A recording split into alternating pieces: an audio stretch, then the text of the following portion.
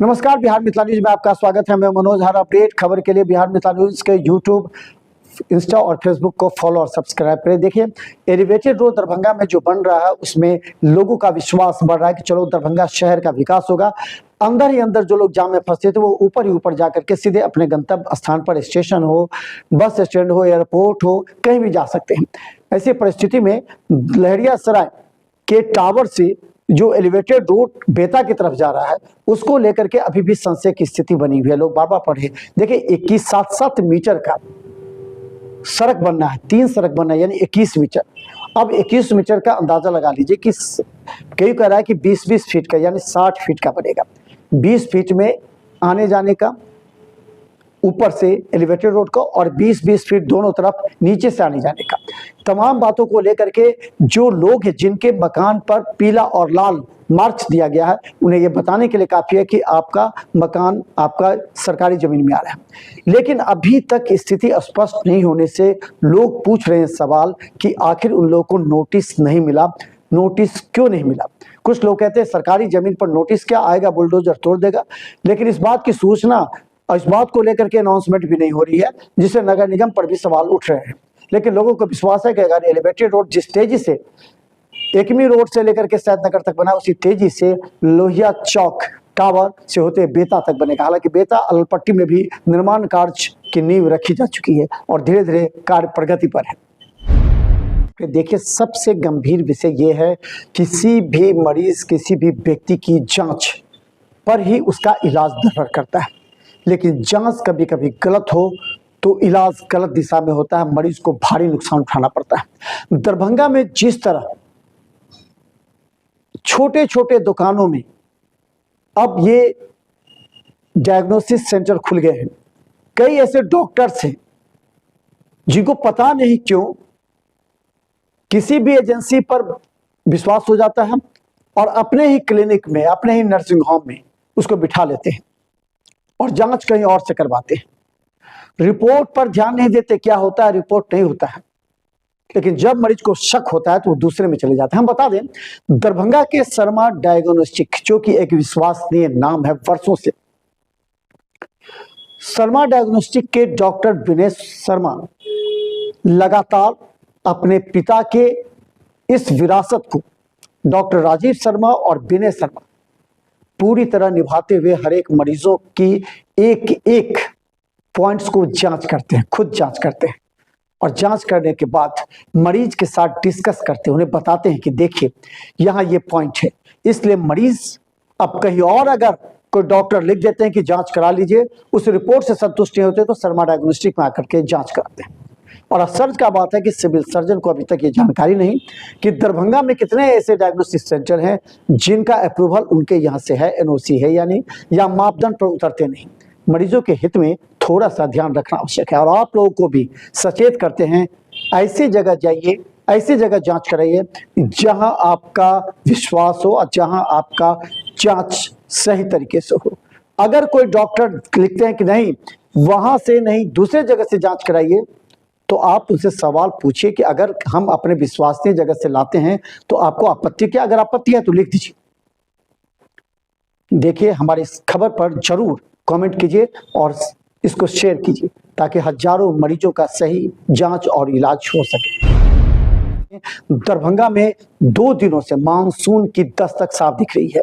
लगातार बारिश, तेज बिजली के साथ आसपास के लोगों ने इस गर्मी से राहत की सांस ली है। लेकिन हल्की बारिश ने ही दरभंगा नगर निगम की पोल खोल दी है। कई मोहल्लों में बारिश के पानी से जल जमाव है, तो कई जगह आप देखिए, पहले एक जगह था जो आप आते थे वीआईपी रोड में, कहीं पानी नहीं लगता था, लेकिन अभी देखिए जिला स्कूल के पास पूर्व की तरह अभी भी पानी जमा है, लोग आ जा नहीं पा रहे हैं। इस तरह का वहाँ का संकट है। इसके अलावा बेता में देख लीजिए, आप कॉमर्शियल चौक पर आते हैं वहां भी देख लीजिए, कई जगह जल जमाव से लोग परेशान हैं। दरभंगा नगर निगम और मेयर ने पहले ही बरसात से पहले अपने तमाम अधिकारियों को निर्देश दिया था कि तमाम वैसी जगह जहां जल जमाव की स्थिति होती है वहां से पानी निकासी का काम करे, नाली की सफाई करे, उड़ाही करे। लेकिन आज अगर आप गुजरे तो कितना अधिकारी कर्मचारी उनकी बात को मानते हैं, ये एक सवाल उठ खड़ा हुआ है। दरभंगा में कई जगह पर आप चले जाइए, दरभंगा के आप उमा सिनेमा चौक से आगे देखिए, वहां भी जल जमाव की स्थिति है। आप उर्दू बाजार की तरफ जाइए, वहां भी अभी भी उर्दू बाजार में भी आप जाके देखिए बारिश का पानी लगा हुआ है। तो आखिर इस पर दरभंगा को एक सिटी कहा जाता है कि इसका एक स्मार्ट सिटी का कंसेप्ट बनाया गया। इस स्मार्ट सिटी के कंसेप्ट कब होगा पूरा, कब उसकी झलक दिखाई देगी? आप कहते हैं कि इस वजह से काम नहीं हो रहा है, कोई कहता है उस वजह से काम नहीं हो रहा है, लेकिन क्या आपको बहाने बनाने से आम जनता पर विश्वास आपका होगा? ये बहुत सोचनीय विषय है। बरसात अभी शुरू हुई है, लेकिन दरभंगा के लोग अभी से ही त्राहिमाम करने लगे हैं। डीएमसीएच क्षेत्र में पानी लगने से कई विभाग में जल जमाव की स्थिति उत्पन्न हो गई है। क्या बदलाव हुआ, ये आपको बताना चाहिए। देखिए, जमीन के रसीद जमाबंदी जब किसी व्यक्ति की कटती आ रही हो और उसे तुरंत जमाबंदी रोक दी जाती है, तो उस जमीन मालिक की हालात आप समझ सकते हैं। वो दौड़ता है, पैसे खर्च करता है, परेशान होता है, अंत में किसी के हाथों जमीन दे करके वो छूटता है। ऐसे में वहाँ के स्थानीय जो सीओ ऑफिस में कार्य करने वाले कुछ तथाकथित लोग होते हैं, वो उसे अपना लेते हैं और जमीन को किसी के नाम लिखवाकर पैसे दे करके अब उस पर अपनी कार्रवाई करते हैं। लेकिन हाई कोर्ट ने स्पष्ट निर्देश जैसे ही जारी किया, सभी अंचलाधिकारी और अंचलकारी में काम करने वाले लोग सक्रिय हो गए हैं और उन लोगों के चेहरे पर आशा की किरण झलकने लगी है, जिनके जमाबंदी वर्षों से चली आ रही थी, उसे अंचलाधिकारी ने बाद में रोक दिया। अब हाईकोर्ट ने एक निर्देश जारी करते हुए गोयनका के मुद्दे पर कहा है कि जिसकी जमाबंदी चल रही थी उसके पुनः वापस बहाल करें, उसकी जमाबंदी करें। अगर आपको उसमें कोई ऑब्जेक्शन है तो आप सक्षम न्यायालय में जाकर उसे रद्द करने की बात कर सकते हैं, लेकिन कोर्ट के न्यायपालिका के मामले में जो कार्यपालिका है उसको जमाबंदी रद्द करने का हक नहीं है।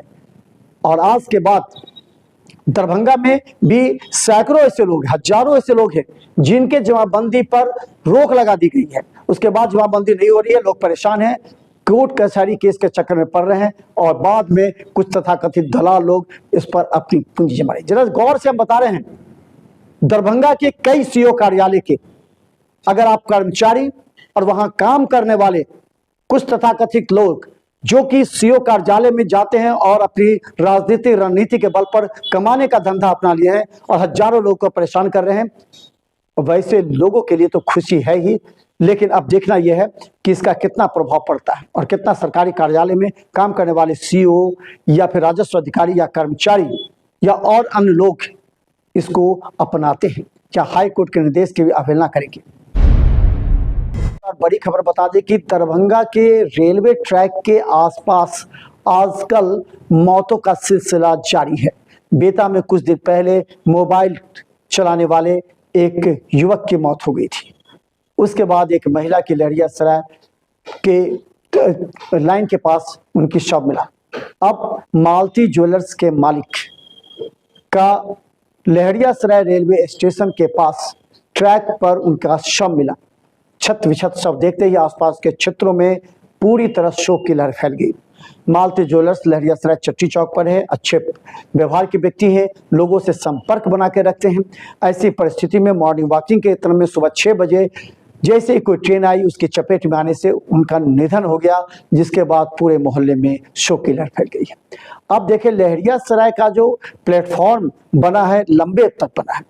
अब लोग लहरियासराय प्लेटफॉर्म पर मॉर्निंग वॉकिंग के लिए टहलते हैं क्योंकि उन्हें कोई जगह नहीं मिल पा रहा है ठहरने में। दरभंगा के लोग तो विश्वविद्यालय परिसर में टहल लेते हैं, लेकिन लहरियासराय के लोग के लिए कोई स्थान उचित नहीं है। स्टेडियम में भारी जल जमाव की वजह से लोग टहल नहीं पाते, मॉर्निंग वॉकिंग नहीं कर पाते हैं, तो उनके लिए सुरक्षित स्थान लहरियासराय स्टेशन है। लेकिन आजकल लहरियासराय स्टेशन पूरी तरह टहलने वालों के लिए, मॉर्निंग वॉकिंग करने वालों के लिए अब एक संकट एवं जानलेवा साबित हो रहा है। लगातार यहाँ रेलवे ट्रैक के बीच मौत होने से लोगों में संशय स्थिति उत्पन्न हो गई है। यही नहीं, दोनार में देखिए, जहां रेलवे ट्रैक के बगल में सब्जियां बेचते लोग साफ मिल जाएंगे। दोनार के गुमती के बीच में ट्रेन, गुमती अगर बीच रहता है तो ट्रेन आने से पहले साइकिल लेकर के लोग खड़े रहते हैं। इतनी तेज से ट्रेन आती है कि उसके चपेट में लोग आ जाते हैं। लोगों में अभी तक इस बात की जानकारी और अभी तक इस बात को सोच नहीं है कि जान बचाने के लिए किस तरह के कार्य करने चाहिए।